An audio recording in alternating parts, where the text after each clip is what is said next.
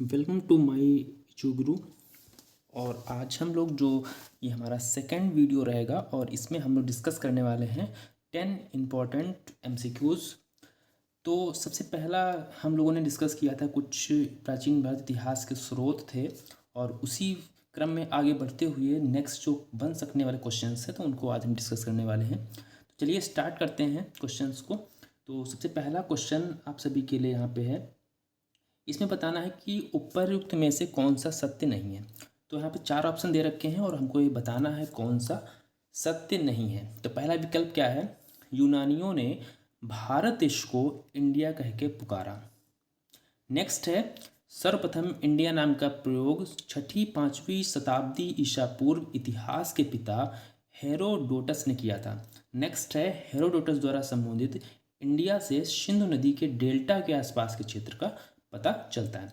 और डी है, मेगास्थनीज द्वारा वर्णित इंडिया शब्द से पूर्वी भारत का पता चलता है। इनमें हमें बताना है कौन सा सत्य नहीं है। बहुत इंपॉर्टेंट क्वेश्चन है और बहुत ही इंपॉर्टेंट फैक्ट्स भी यहाँ से आपको मिलेंगे।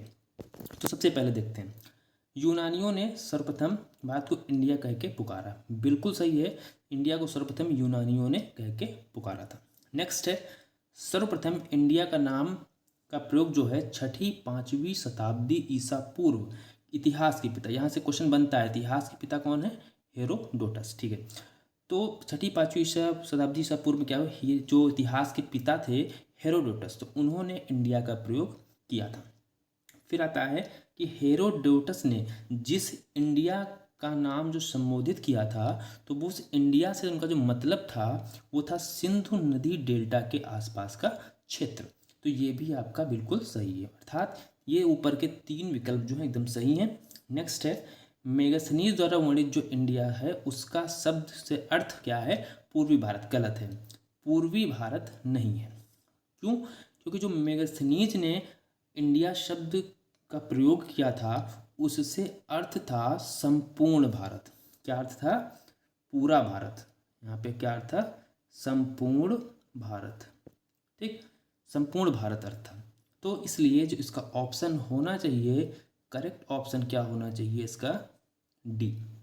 ओके, इंपॉर्टेंट क्वेश्चन था और इसके जो फैक्ट्स काफ़ी इंपॉर्टेंट हैं, आप लोग उसको नोट कर लेंगे। चलिए नेक्स्ट आते हैं, विश्व में कपास का उत्पादन सर्वप्रथम कहाँ शुरू हुआ। मोस्ट इंपॉर्टेंट है, ठीक है, इस पर आप स्टार लगा लीजिए क्योंकि ये मोस्ट इंपॉर्टेंट क्वेश्चन है, बहुत ज़्यादा पूछते हैं।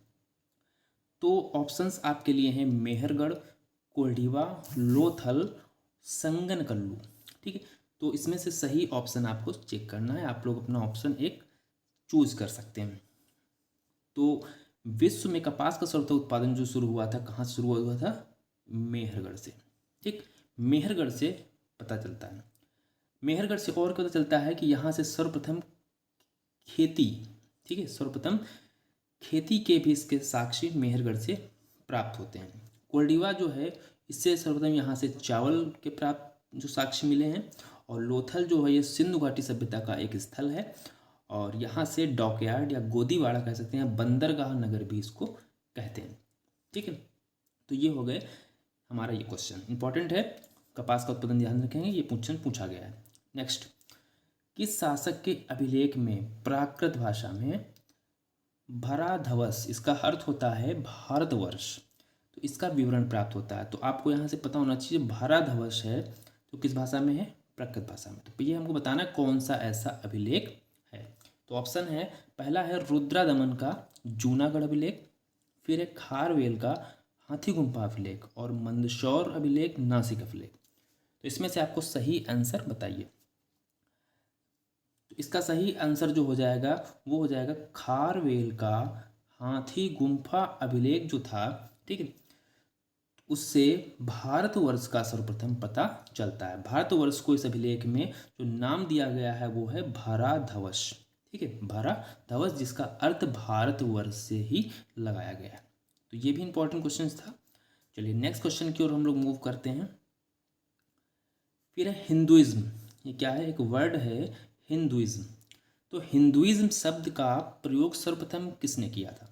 ऑप्शन है दयानंद सरस्वती, बाल गंगाधर तिलक, राजा राम मोहन राय और स्वामी विवेकानंद। तो आप लोग इसका एक आंसर दीजिए।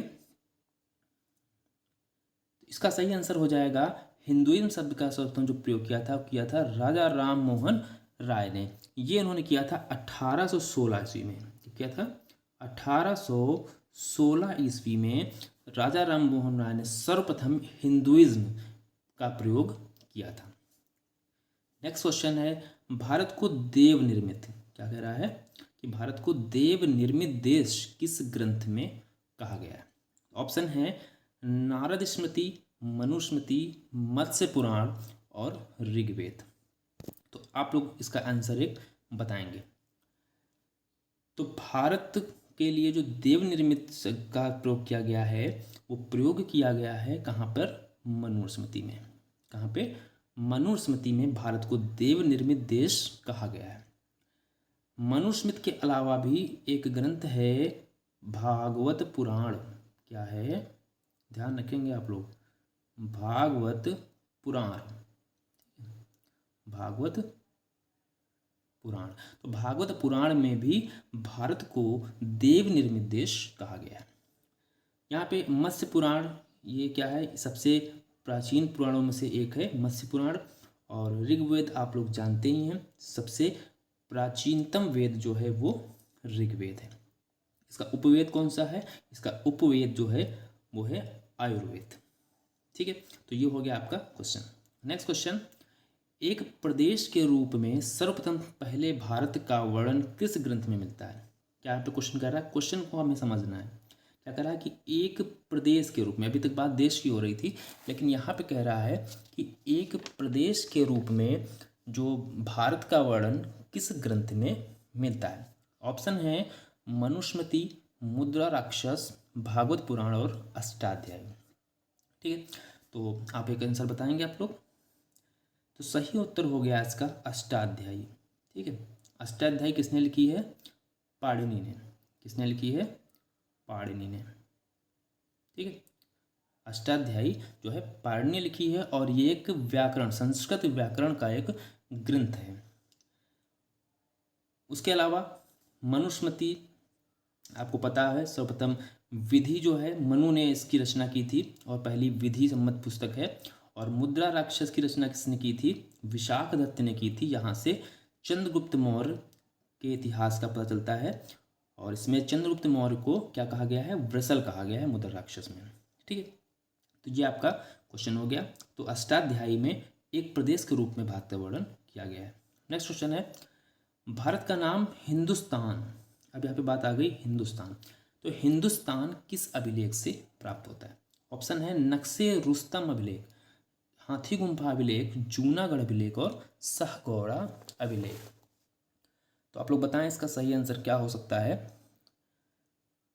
तो भारत का नाम जो था वो हिंदुस्तान मिला है नक्शे रुस्तम अभिलेख से। कहाँ से? नक्शे रुस्तम अभिलेख से। और आपको ज्ञात होना चाहिए ये अभिलेख किसका है? ये ईरान का शासक कौन है? ये ईरान का शासक था एक। किसका नाम था? ईरान का नाम क्या था? शाहपुर प्रथम। क्या नाम था? शाहपुर प्रथम। ठीक है, तो ये अभिलेख ईरानी शासक शाहपुर प्रथम का अभिलेख है, नक्शे रुस्तम अभिलेख। और यहाँ से भारत का नाम हिंदुस्तान प्राप्त होता है। ठीक है, हो गया है आपका ये। और हमने बताया भी पीछे हाथी गुम्फा अभिलेख में क्या मिला है? आपका भारतवर्ष, भारतवर्ष। ठीक है, भारतवर्ष का सर्वप्रथम उल्लेख हाथी गुम्फा अभिलेख में प्राप्त हुआ है।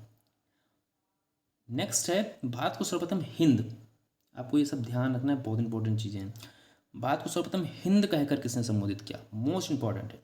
अभी तक इंडिया हो गया, भारतवर्ष हो गया, हिंदुस्तान हो गया, बात है कि भारत को हिंद कहकर किसने बुलाया? ऑप्शन है इसामी, अलबरूनी, अमीर खुसरो, उतबी।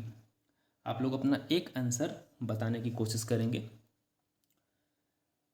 तो उसका सही उत्तर क्या हो जाएगा? भारत को सर्वप्रथम हिंद से अमीर खुसरो ने संबोधित किया था। ठीक है, अमीर खुसरो इसका सही उत्तर हो जाएगा। अमीर खुसरो के बारे में और क्या हो सकता है? ये क्या है? तबला के जनक। किसके? तबला के जनक कौन थे? अमीर खुसरो। खड़ी बोली, ठीक है, खड़ी बोली के जनक कौन थे?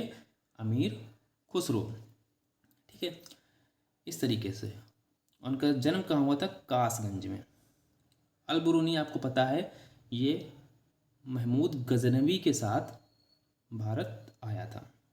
ठीक है, नेक्स्ट, सर्वप्रथम किस ग्रंथ में भारतीय उपमहाद्वीप को 5 भागों में बांटा गया है? बहुत इंपॉर्टेंट है और ये आपको ध्यान रखना है।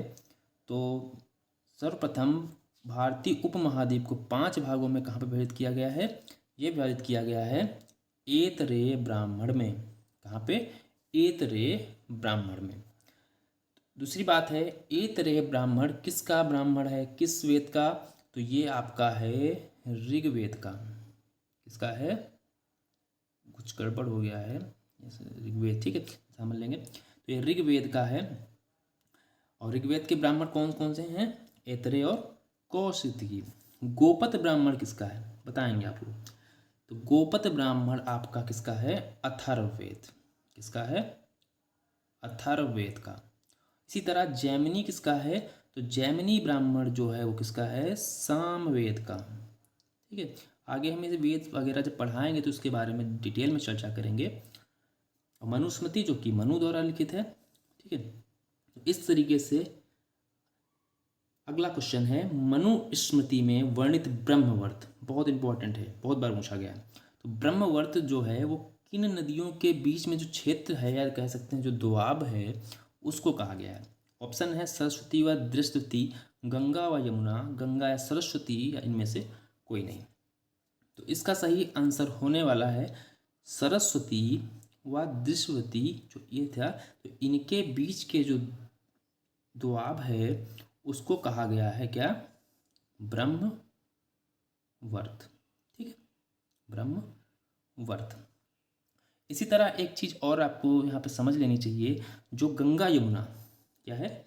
जो गंगा यमुना का दोआब है, तो इसका बीच के क्षेत्र को कहा गया है ब्रह्मर्षि। ब्रह्मर्षि।